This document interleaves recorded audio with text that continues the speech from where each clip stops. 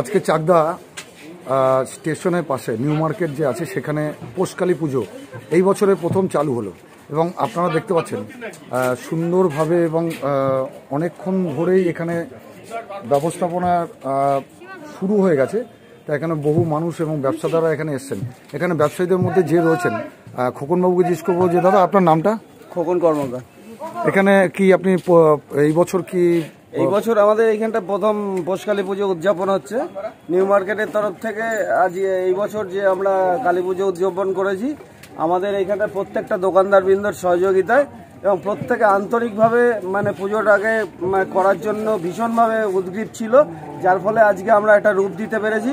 আশা করি আগামী বছর আমরা আরও ভালোভাবে এবং আরও মানে বড় আকারে এই পুজোটাকে আমরা আয়োজন করব এবং কালকেও আমাদের এইখানটা দাঁড়িয়ে আমাদের বিশেষ আকর্ষণ হচ্ছে আমাদের এখানটা প্রচুর খিচুড়ি বিতরণ হবে।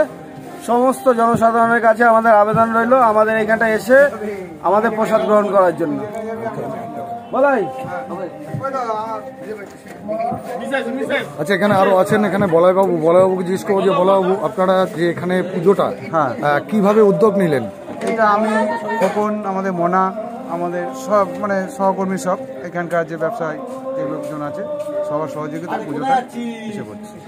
এবং এই পুজোতে আপনারা কত মানুষকে কালকে প্রসাদের ব্যবস্থাপনা করতে পারবেন? প্রায় 600। আর এর মধ্যে আমি দেখাবো যে এখানে বিভিন্নভাবে আপনারা দেখতে পাচ্ছেন লাইট সজ্জা করে এবং মাইকের ব্যবস্থা সুন্দরভাবে ছোট্ট জায়গার মধ্যে সুন্দরভাবে যেভাবে পুজো করা হয়েছে এই বছরে প্রথম।